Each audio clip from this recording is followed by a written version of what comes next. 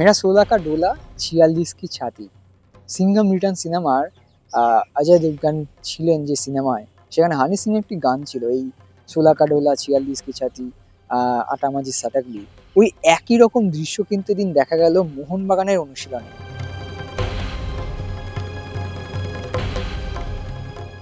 নমস্কার দর্শক বন্ধুরা, এক্সট্রা টাইম বাংলায় আপনাদের সকলকে স্বাগত। আমি রৌনক রয়েছি যুবভারতী ক্রীড়াঙ্গনের প্র্যাকটিস গ্রাউন্ডের বাইরে। যেমনটা জানেন যে ডুরান্ড কাপের মেগা শো, মেগা ডার্বি দিয়ে শুরু হচ্ছে এবার ডুরান্ড কাপ, এবং শেষ দিনের শেষ মুহূর্তের প্রস্তুতিতে কি হলো সেসব তো বলবো। তবে আজকের অনুশীলনে কিন্তু আরো একবার নজর কাড়লেন মোহনবাগানের নতুন হেড কোচ পানাগিয়োতিস ডিম পেরেস, এবং সেখানে পানু স্যার প্রত্যেকদিনই আমরা বলছি যে একেবারে আর্মি ট্রেনিং বলুন কিংবা কড়া শাসন বলুন, আজ একেবারে নিজের যে জার্সি ছিল সেই জার্সির হাতা গুটিয়ে একেবারে বাইসেপ দেখিয়ে তিনি গোটা মাঠ ঘুরে বেড়ালেন, এবং তিনি বুঝিয়ে দিলেন এই দলের একজন রাজা, সেই রাজা হলেন পানু স্যার। তিনি যা বলবেন শুনতেই হবে। এবং তার যে এই যে রাফ অ্যান্ড টাফ লুকস এবং রাফ অ্যান্ড টাফ যে নিয়ম, সেই সিস্টেমের মধ্যে কিন্তু আহ, অনেকেই হয়তো মানে দ্বিমত পোষণ করতে পারেন, কিন্তু ভারতীয় ফুটবলারদের ক্ষেত্রে বিশেষ করে যারা ভারতের হয়ে খেলেন বা যারা খেলার স্বপ্ন দেখেন তাদের জন্য কিন্তু পানসের একদম সঠিক কোচ বলা যেতে পারে। কারণ হচ্ছে আহ, নিজেদেরকে উন্নতি করতে গেলে কিন্তু এমন একজন কড়া শিক্ষকের খুব প্রয়োজন হয়, যিনি এমনি সময় কড়া থাকেন কিন্তু বাকি সময়টা কিন্তু একেবারে নরম মনের মাটির মানুষ হয়ে যান।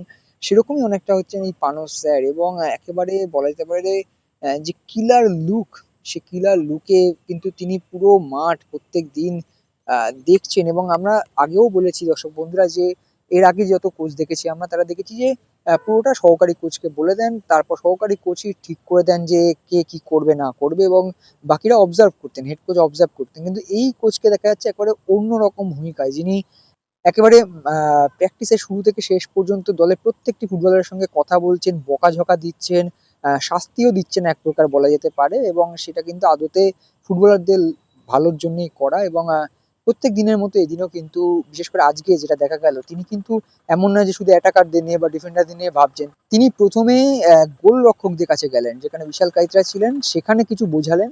তারপর চলে এলেন রক্ষণ ভাগের কাছে, তারপর একেবারে আক্রমণ ভাগের কাছে, এবং মিডফিল্ড মিলিয়ে সব মিলিয়ে কিন্তু তিনি তার যে ধারণা, যে প্ল্যানিং, সেটা বোঝাচ্ছিলেন। এবং বলা যেতে পারে এই যে সিংঘাম পানস স্যার, সেই সিংঘামের যে একেবারে গর্জন আমরা প্রত্যেকদিন শুনতে পাই। এবং এখানে যেহেতু ডুরান্ড কাপ একটা আর্মি টুর্নামেন্ট, সেখানে আর্মির বেশ কিছু সেনাবাহিনীর মানুষজন আসছেন, তারা অনুশীলন দেখছেন, তারাও রীতিমতো এই নিয়ে কথা বলছেন। যেরকম আর্মি ট্রেনিং এ হয়, যেরকম গলা চিড়ে একেবারে যারা আর্মিদের হেড হন তারা যেরকম ইনস্ট্রাকশন দেন, সার্জেনরা যেরকম ইনস্ট্রাকশন দেন, সেরকম ভাবেই কিন্তু ইনস্ট্রাকশন দিচ্ছিলেন তিনি। এবং আমরা দেখছিলাম যে যখন তিনি একেবারে সিচুয়েশন প্র্যাকটিসে চলে আসেন, দুই দলে ভাগ করে যখন তিনি শেষ মুহূর্তের টিপস অ্যান্ড ট্রিক্স বলছিলেন, সেই সময় যখন যে ভুল ভুল করছিলেন, আমি কোনো ফুটবলারের নাম নিয়ে বলবো না, কোনো ফুটবলার ভুল করলে তাকে কিন্তু গোটা মাঠ প্রদক্ষিণ করতে হচ্ছিল, কেউ ভুল করলে সঙ্গে সঙ্গে ডেকে কিন্তু তাকে বোঝাচ্ছিলেন।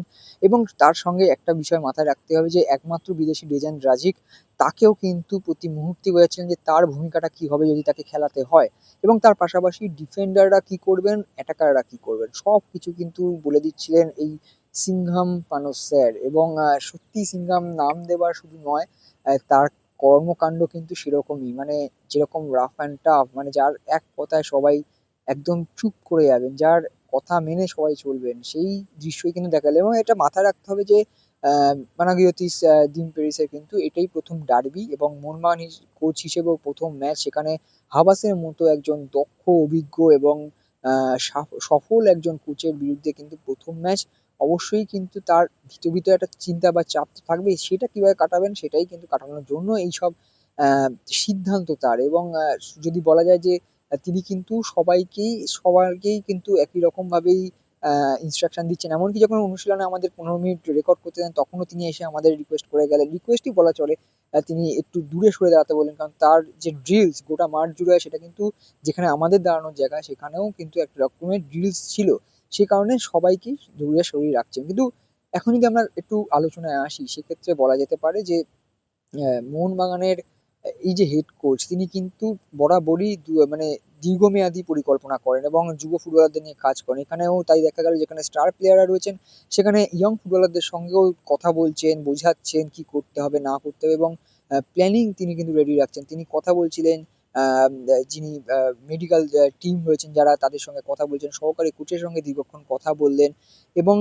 তার ওই যে রাফ অ্যান্ড টাফ লুক শুধু কথায় নয়, তার ফিটনেস আমরা বলতে পারি যে এই মোহনবাগান দলের সব থেকে ফিট যদি কেউ হন তিনি কিন্তু হচ্ছেন মোহনবাগান দলের হেড কোচ পানস স্যার এবং সেটা তার চেহারা দেখলেই বোঝা যায় এবং তিনি যেভাবে গোটা সময়টা অনুষ্ঠানের প্রত্যেকটা মুহূর্তে যেভাবে তিনি প্রত্যেককে বোঝাচ্ছিলেন, এত এনার্জি একজন কোচের, হেড কোচের, তিনি অন্য কারোর উপর দায়িত্ব ছেড়ে দিচ্ছিলেন না, নিজে হাতে কিন্তু বলা যেতে পারে যেরকম ভাবে আমরা দেখেছি যে প্রত্যেক শিল্পী নিজের হাতে তার শিল্পকলা তৈরি করেন, ঠিক অনেকটা সেরকমই আমরা দেখতে পেলাম এদিনের অনুশীলনেও নিজের হাতে গোলকিপার থেকে শুরু করে ডিফেন্ডার থেকে শুরু করে মিডফিল্ড হয়ে একেবারে ফরওয়ার্ড লাইন নিজের হাতে সাজাতে চাইছেন এবং সেই জন্য একটু হলেও একটু কড়া হেড স্যার বলা যেতে পারে, যিনি কিন্তু আড়ালে আবডালে কিন্তু ভালোবাসেন, স্নেহ করেন তার ছাত্রদের। আহ, মূল অনুশীলনে কি হলো সেটা আলাদা একটা ভিডিও থাকবে, তবে এটা ছিল মোহনবাগানের সব থেকে ফিট একজন মানুষের বিষয়ে গল্প, যেটা আপনারা নিজেরা দেখলেও বুঝতে পারবেন যে এই পানস স্যার কিন্তু এবারে ওই কোনো রকম ফাঁকিবাজি অ্যালাউ করবেন না। তিনি কিন্তু তারকা কিংবা তরুণ ফুটবলারকে আলাদাভাবে দেখেন না, ভেদাভেদ রাখেন না।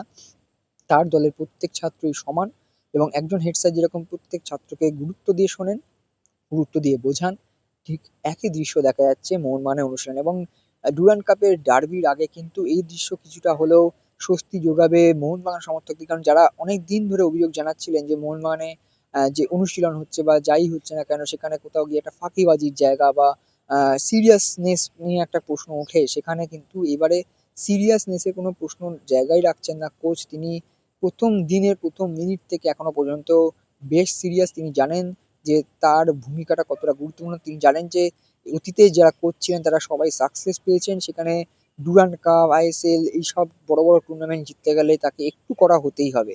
সব মিলিয়ে এই ছিল সিংহাম পানস স্যারের বিষয়ে যাবতীয় ভিডিও। অন্যান্য খবর জানার জন্য অবশ্যই ফলো রাখুন extra time Bangla. Extra time.